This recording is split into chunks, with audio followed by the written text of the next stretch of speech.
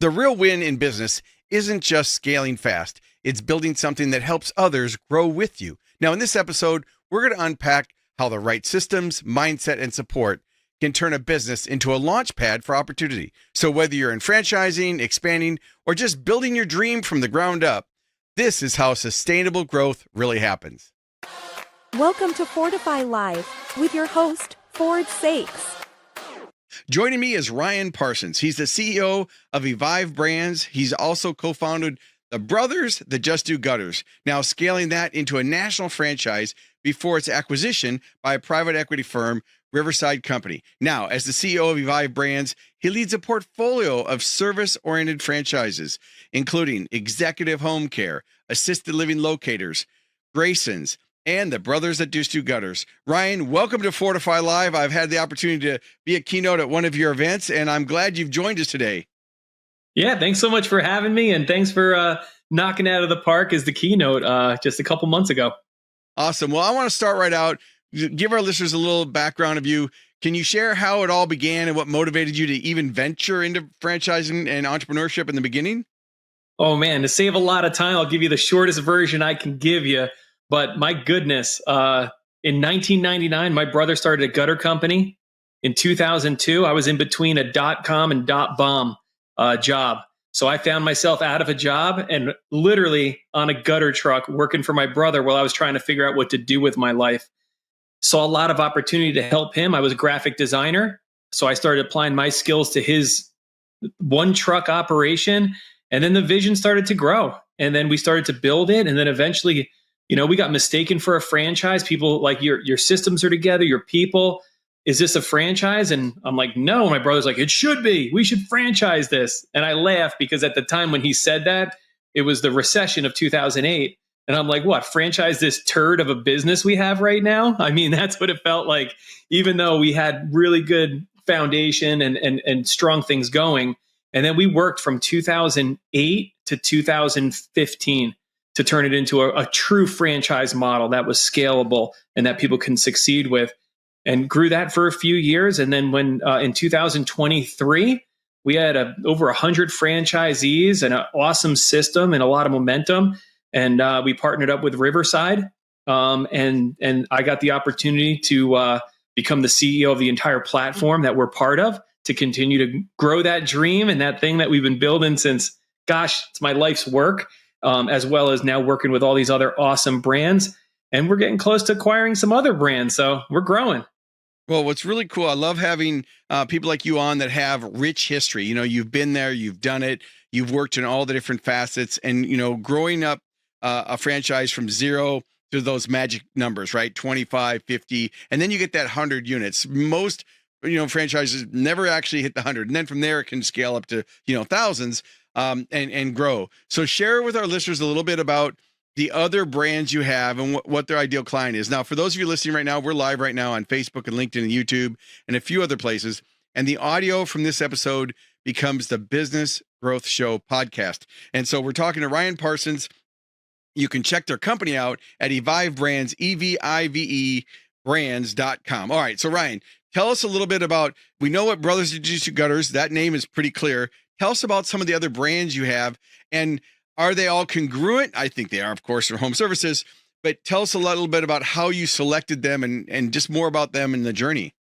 Cool. So, the Brothers That Just Do Gutters was the last one added to the platform, but before that, it was built off of executive home care, which is non-medical in-home care.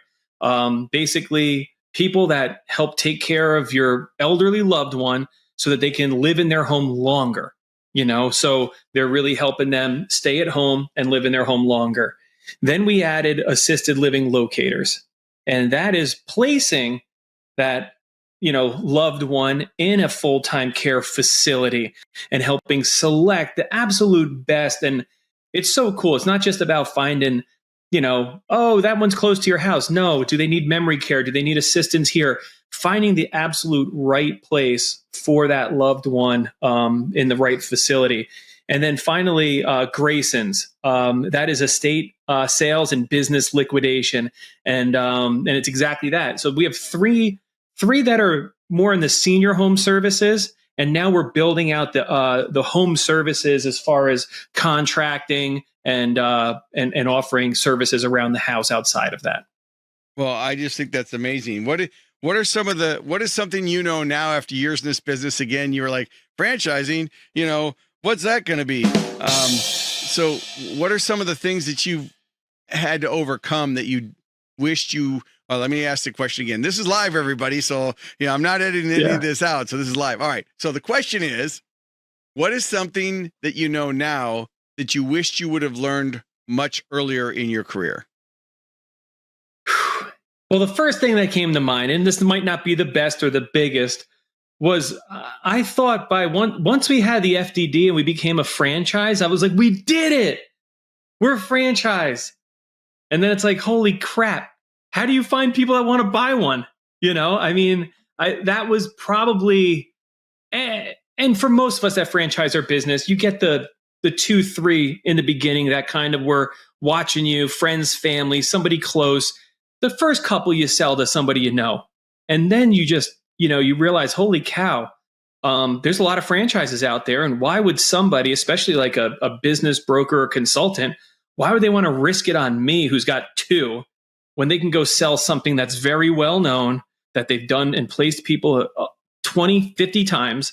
So that was a big one. And another big surprise, I'll say, is we were fortunate. We overbuilt it. We had more support. We had a call center. We had a marketing team. We had coaching. We had more support for our first 5 Zs than people I've met that have 50 to 70 Zs. So that, not that I would have done it different. I just was surprised that a lot of people franchise a business and then figure it out later after they have a bunch of franchisees. So maybe those are 2 valuable things for you.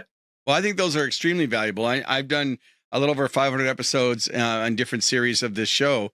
And what I can share is, I've had a lot of different leaders on the group. And again, we have entrepreneurs of all different ages and expertises on the show.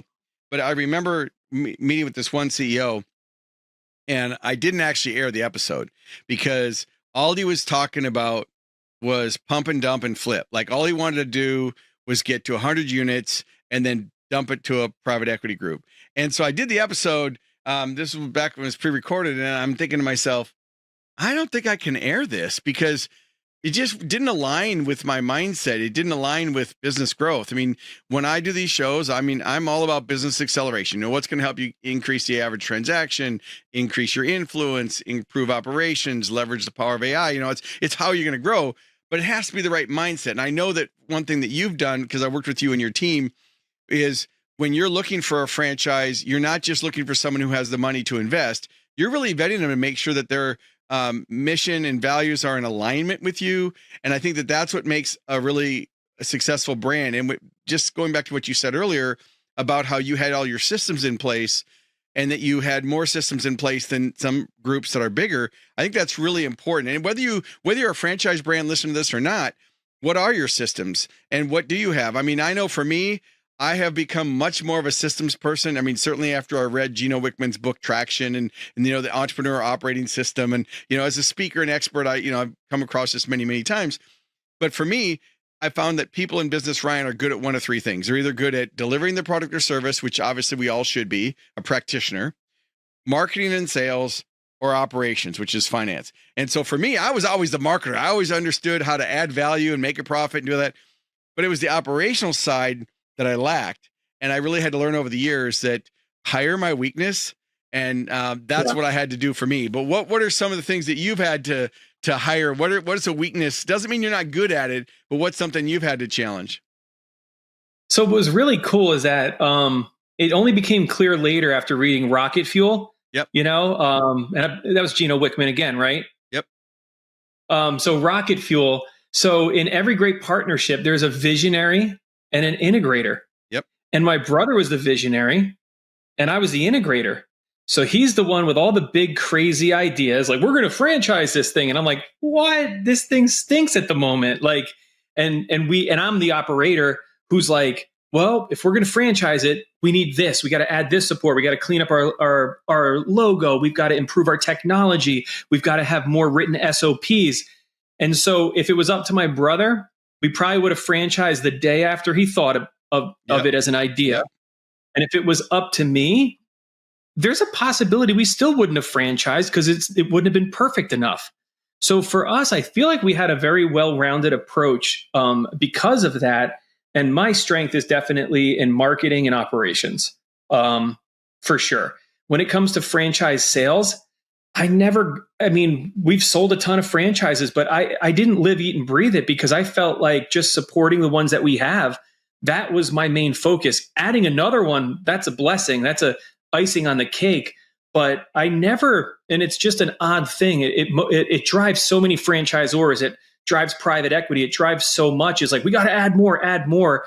And I was always like, support the crap out of the people we have. And that's what made it easy to add more, when you get validation, when you have people that are winning, when they feel supported. So I'm a big believer. If you can just do that, franchise sales, as long as you put the right people in place, should take care of themselves. And it really does. It's just like any business. I mean, if you really take care of the customer, I've been speaking in marketing now and for brands for 34 years. And I always tell people, all the marketing in the world won't overcome a poor customer experience, right? So it's, if you take care of the customers and you nurture them, so it's the farming part of business. You're taking care of their current clients. You're looking for ways to add more value because there's no such thing as a money problem. If you want to make more money, add more value. I always tell people, look, you're asking the wrong question. Don't ask how can I make more money or how can I increase revenue. Ask how can I add more value. You make the value, you'll get the revenue. And that's what you did. You guys had really strong foundations. You delivered a great customer experience. And then on the flip side of that, once you have that value, that farming, that process in place, then you can hunt and then you can go get new people, new clients, new customers, and so forth. I mean, I love it when I work for a brand because they'll bring me in for their opening keynote speaker and then I'll talk about marketing. The next thing I know, they're calling, hey, can you meet with our business development people? We want to help you with marketing new franchises. And I do that. Or they'll say, we need to help with processes. So if you're listening to this, think about your wheel of excellence in your organization. There's operations, there's, which is leadership. Then you got finance and accounting, you got marketing and sales, and they are different. Marketing creates opportunities and sales actually is the relationship part. And then of course, you've got the customer experience part. So you really need a solid foundation. And for me, what I've seen about what you guys do with your brands is that support. And I think that what's really interesting is when I do the pre-event calls and I meet with some of the franchisees ahead of time. And for those of you listening, he used a couple terms. He used Z's, which stands for the franchisee. Those are the people who bought the franchise. And ZOR is the brand, franchisor. I know that sounds basic to us, but there are people, our listeners, that they don't know what a Z and a ZOR is. And so when you look at your standard operating procedures, your SOP, I'm just curious now, how much are you using AI in any of your decision-making personally and maybe with your brands? I'm just curious where you're at in your growth curve. Oh, yeah. So AI for me and the brands, the last 2 years have been kind of playing, right?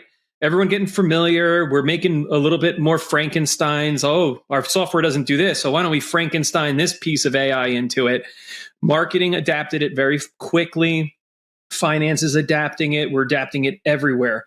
I don't think a day goes by that we aren't utilizing a portion of it, but I still think that we're utilizing it still a little bit more play than really integrating into everything.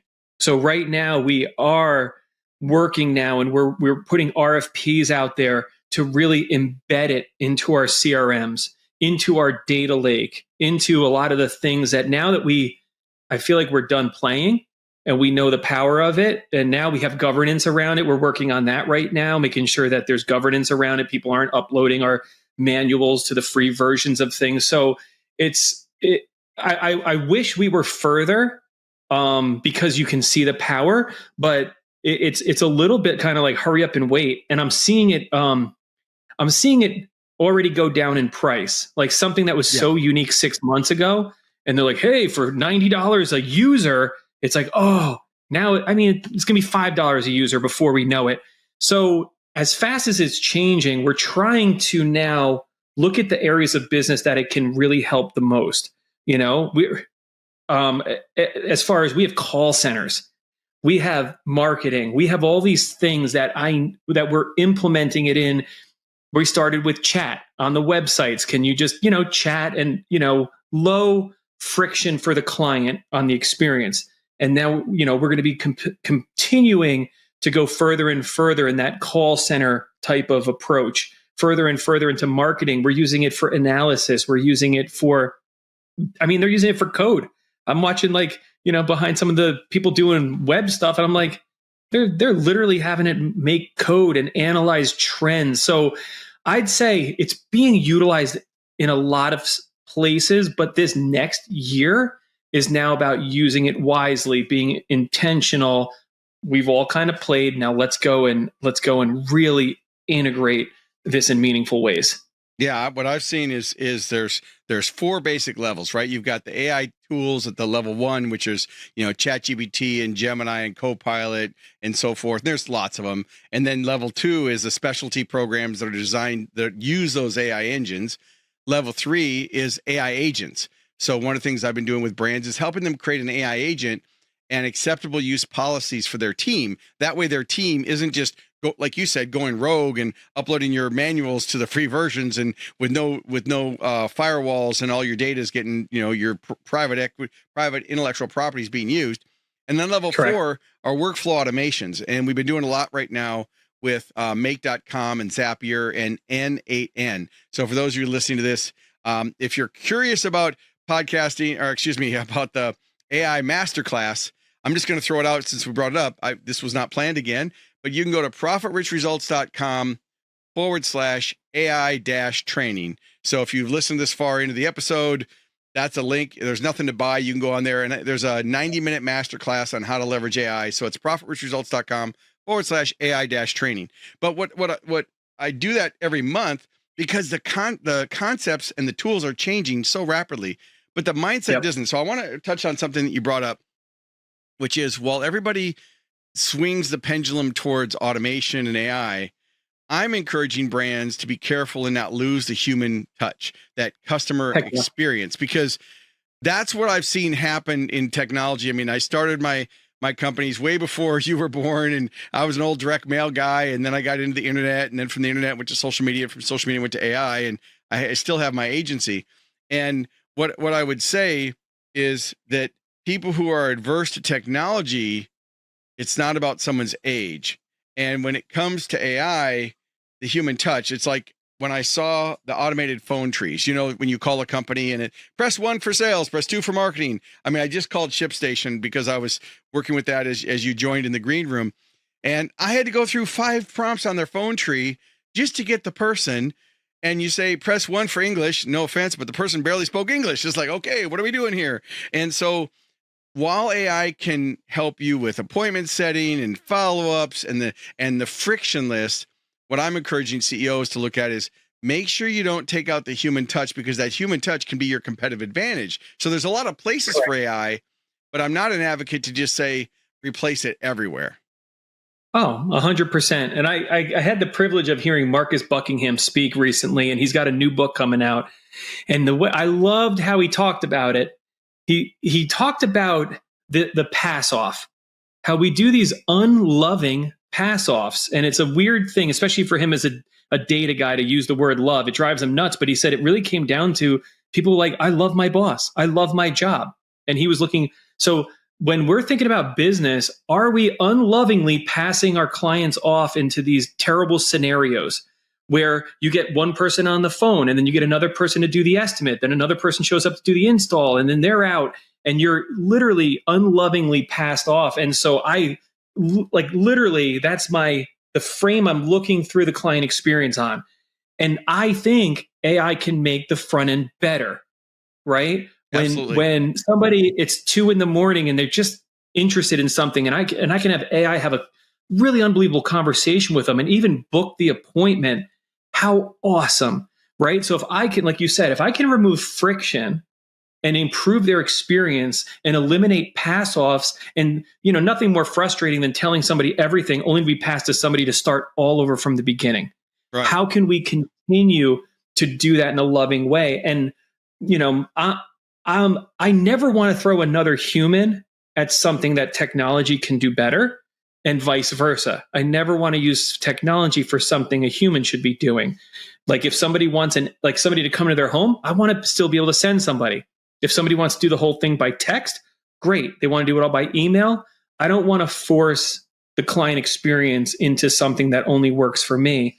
I want to make sure that we're continually using technology and AI in a loving way that actually makes the experience better for the end user. No, I think that's worth a yay there. I totally agree. And that just shows to your leadership qualities and why you're the CEO of Evive Brands, because you've got that mindset of taking care of people, taking care of your team, the systems in place, and everything along those lines. That's what creates success. I mean, we've all seen businesses go out of business, not because the product and service wasn't good or quality. It was usually their team. And it's just like they say when you talk about people who leave a company, they don't leave the company, they leave the leadership, they leave the bosses, they leave the people that they're working with. And one of the things I've used AI to help me with is understanding the person's intent so I can help create a better customer experience and relationship with them. So I found that there was basically 4 basic intents, right? Some people have an intent to get it done. They're just bottom line people. Hey, I just want to get this done. What's the bottom line? And that's kind of I am. So if I'm getting new gutters on my house or something, I'm just going to be like, okay, when can you show up? What's the quality? Okay, I'm done. Because I've already done my research ahead of time, right? So you got the get it done people. You have the people who want to socialize. They don't want to do business with someone before they've gotten to know them a little bit. What do they like? What do they dislike? How's their family? What's the weather? And if they are the kind of person who wants to talk and socialize, your franchisees have to recognize that in the customer, because the customer is saying, hey, I don't want to do business with people I don't know, like, and trust. Then you've got the steady people like my wife who just wants to get along. She does not know what conflict is. My personality profile says Ford believes in win-win, but if he can't get win-win, he's okay with win-lose, which I wasn't really proud of. I'm not, saying that, but my wife's is non-confrontational, right? She just doesn't want any confrontation. Yeah.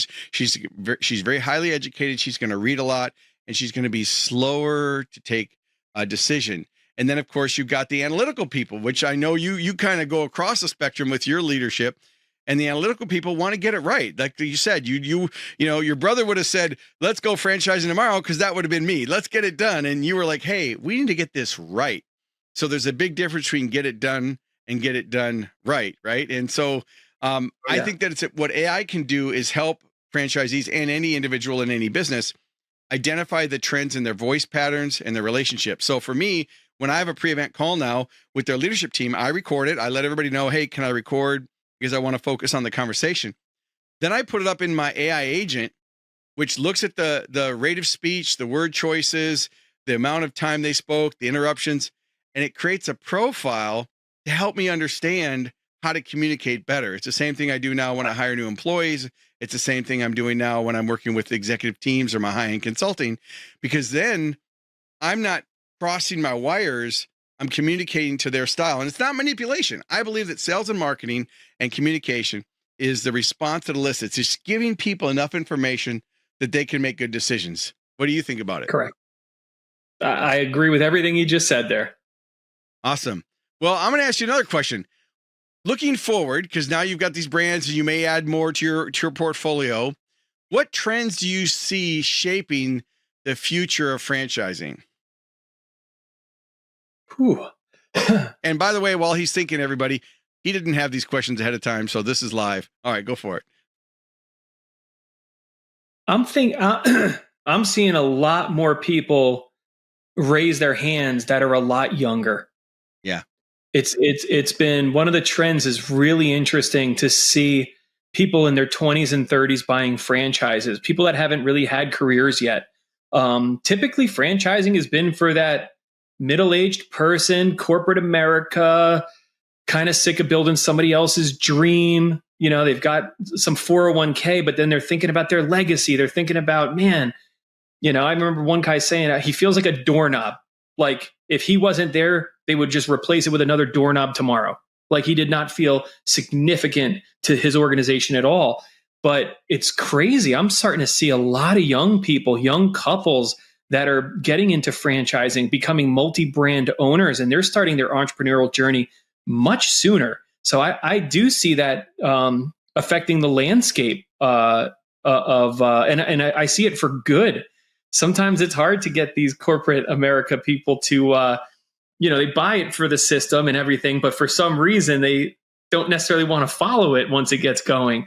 I'm seeing a lot of inspiration. I'm seeing a lot of challenge because you got these younger people that are more tech forward, and they don't understand why there's friction. Like, why the heck are we doing it this way? It's like, well, because it's really hard to turn a ship of 100 franchisees. I wish I could change it tomorrow, but sometimes these tech changes come with consequences that are very deep the bigger the system. So off the top of my head, that's one trend I'm definitely seeing. Yeah, the trend of younger, I've seen that across the groups that I've been speaking for lately. And I also, in franchising, the franchisor is the brand, right? Everybody. And they want their franchisees, the people who've invested in the system, to follow the system, right? Work the system. It's okay to have ideas, use the proper channels, your franchise advisory council, the feedback loops, the open communication. And the brands like you are very open to hearing what your franchisees have to say. But that doesn't mean just go rogue on the system, because the reason franchising is so successful is because people follow the system. And then the franchisees say, well, I just invested all of this money. I took all my 401k, or I got a loan and my family gave me the money or whatever, or SBA. And now I've got this business. Why aren't you doing more to drive business? Why isn't the phone ringing? Why aren't you giving me more leads? And that's why I wrote the book Accelerate, to go with a franchise brand, because I was like, look, everybody, yes, you invested in a franchise, and yes, the corporate and headquarters is going to help do national exposure, depending on how big the brand is, of course. But you have to be responsible for taking advantage of your local territory, your local area marketing. Right. And it is still a business. You're still owning a business. And there's that fine line between, if it looks like a duck and walks like a duck, it's a duck. And as a franchisee, you're not an employee of the company. You're an independent owner of a business that has to still treat it as a business. You're in the local community. You have to work with your centers of influence. You have to build those relationships. And so when you look at the breadth of your different brands, not only in senior care and home services, what are you doing to help your franchisees recognize that they need to take personal accountability for their own success? Now, obviously, I know what you did for Brothers to Do Gutters. That's why I was the opening keynote. But what about your other brands? How are you doing it? Yeah. So you hit it right on the head. So we have centralized marketing for all the brands. So they all benefit from a centralized team that can do SEO, SEM, a lot of the stuff, and help them spend their money in the best way possible. But the ground game, like you just said, is where it's at. I can do your social media, but it's going to look terrible. Like if you have corporate do it, what are we going to do? Run an offer, put up a thing? It's going to be generic. If you don't insert that personalized message, 5-to-1, Yep. one corporate to 5 of your, like, hey, we did some team building. Check out this thing, like that at an estate sale. I love the estate sale. I mean, people watch, garage pickers and storage wars. Like it's so interesting. We have such an interesting social thing. The last thing you want is a team posting on your behalf when you've got all this unbelievable content. So we take a lot of time to invest in our FBCs, and the marketing puts together they call it the Street Smarts playbook, right? So this is joining a BNI, how to structure it, sponsoring little league teams, doing the things that, like a lot of people like to support a cause. And I'm not against supporting like the big ones, but find out who in your company has something. I'd rather support, one of the installers or one of the workers whose mom's going through a cancer and they're raising something for an organization that's local. I'd much rather put my dollars towards that because it means something to my people and the community. So we spend an enormous amount of time teaching them how to get a referral from a referral, how to build their network and become, I do a whole webinar on, like, I call it the mayor mentality. Like, you've got to have that mayor mentality. You want to be known as Ryan, I know a guy, right? Right. You want to be the person that everyone comes to for whatever they need. And I can't do that for you as a franchisor. The brand that you buy into cannot go and make you a local celebrity, but you certainly can through the business that you represent, the causes that you support, and you can drive an enormous amount of business to yourself through those efforts. Well, very well said. And I know that the local territories, whenever I work with a franchisee, I always show them there's no shortage of opportunity. and it's not what they know, because they'll say, oh, I know that. And I'm like, it's not what you know. It's how well you execute. So any closing thoughts you have for our listeners today? Oh man, you kind of hit like a pet peeve slash pet idea. I know a lot of business owners that they call me up. They want to pick my brain, take me out for a beer, and then ask me for advice. And then I'll say, oh, you know what? You're having trouble hiring. Have you ever read The Ideal Team Player? That'll save your business. Oh yeah, I read that. Like, okay. And I find out there's a huge chasm between knowing and implementation. And I'll admit now, I read a lot of books, but I don't finish a lot of books. Right. But I'll tell you, I always grab a few things from it and implement it. And that is the key to anything, especially in leadership. You got to do something with that knowledge that you have. Yeah, I would say, what's in your success library? I've got a whole host of books. I don't want to if I hit the wrong camera button, it's going to shut everything off. But so this is my office here, and I've got books all the way across. Let's make sure I get your audio back on now that I switched screens here. I don't want to mess up. You're still there, right? Oh, I'm here. I'm still posting my Audible. Yeah. My Audible collection is behind me. You can't see them, but they're all in Audible. Well, I actually listen to more Audible books than I do regular books, but I get sent a lot of books too. But what I would tell everybody is, what is in your success library? There's no excuses, right? There's a masterclass on everything, whether it's a TED Talk or a YouTube video or TikTok or whatever your favorite platform is. And just be a critical thinker. So in my closing thoughts, I would say you need to be open-minded. You need to be coachable. You need to be proactive, and you need to take personal accountability for your success. Ryan, thanks so much for being here today. It was a pleasure. Thank you so much for having me.